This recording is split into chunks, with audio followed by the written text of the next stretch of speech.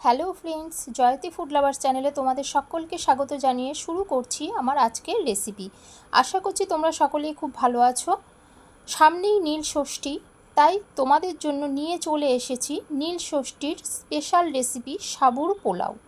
যে কোনো পুজো পার্বণে, উপোসের দিনে, একাদশীতে বা যে কোনো সময় সকাল সন্ধেবেলা টিফিন হিসেবেও তোমরা সহজেই বানিয়ে ফেলতে পারবে এরকম ঝরঝরে সাবুর পোলাও।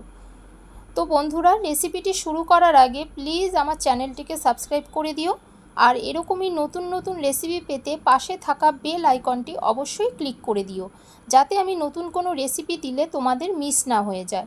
তাহলে চলো শুরু করি।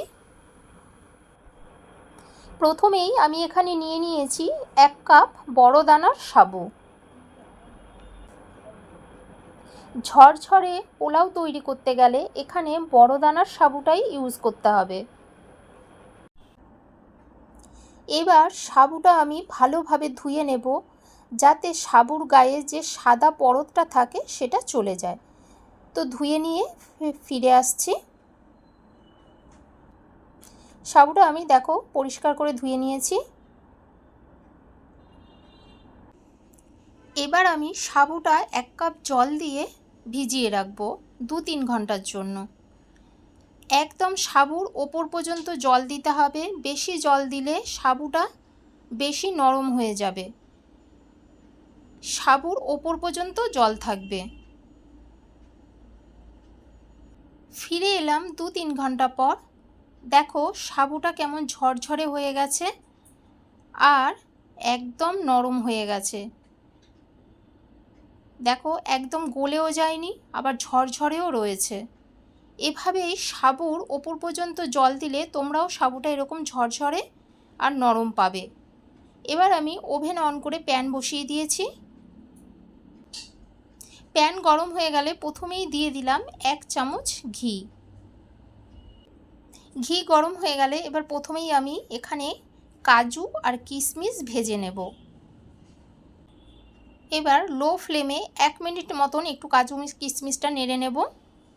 এবার এর সাথেই দিয়ে দিলাম ছোট করে কুচি করে নেওয়া নারকেলের টুকরো। এবার একসাথে কাজু কিশমিশ আর নারকেলটা হালকা ভেজে আমি তুলে নিলাম।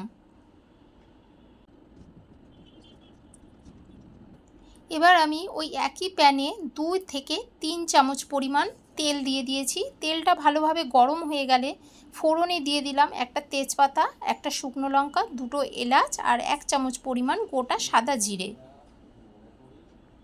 এবার ফোড়নটা 1 সেকেন্ড একটু নেড়ে চেড়ে নেব। এবার আমি কিছু সবজি কেটে নিয়েছি। প্রথমেই আমি এখানে ছোট ছোট টুকরো করে ডুমো ডুমো করে কেটে নিয়েছি আলু। দিয়ে দিলাম আলুটা। দিয়ে দিলাম বিনস। দিয়ে দিলাম ডুমো করে ছোট ছোট টুকরো করে কেটে নেওয়া গাজর।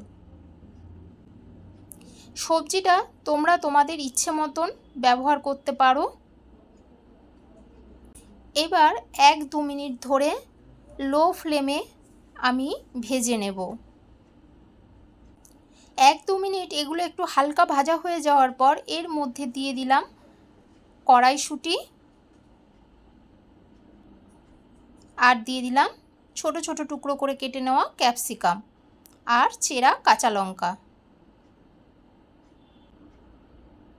এবার এই সমস্ত উপকরণগুলো ভালোভাবে লো ফ্লেমে আমি ভেজে নেব। অল্প ভাজা হয়ে গেলে দিয়ে দিলাম স্বাদ অনুযায়ী লবণ আর দিয়ে দিলাম 4 ভাগের 1 ভাগ হলুদ গুঁড়ো। এবার লো ফ্লেমে আমি সবজিটা ভেজে নেব। এবার আমি দিয়ে দিলাম ভিজিয়ে রাখা সাবুটা। অল্প অল্প করে দেব আর নাড়তে থাকব।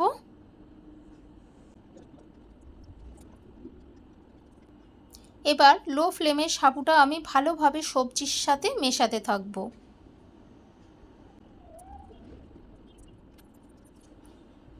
1-2 মিনিট একটু ফ্রাই করার পর দিয়ে দিলাম 1 চামচ পরিমাণ চিনি। যেহেতু পোলাও একটু মিষ্টি মিষ্টি হলে খেতে ভালো লাগবে, তা মিষ্টিটা তোমরা তোমাদের স্বাদ অনুযায়ী দেবে। আর দিয়ে দিলাম কাজু কিশমিশ আর কুচনো নারকেল ভাজা, আর দিয়ে দিলাম 2টো কাঁচা লঙ্কা। এবার ভালোভাবে মেশাতে থাকবো আর 1 মিনিট মতন একটু ফ্রাই করে নেব।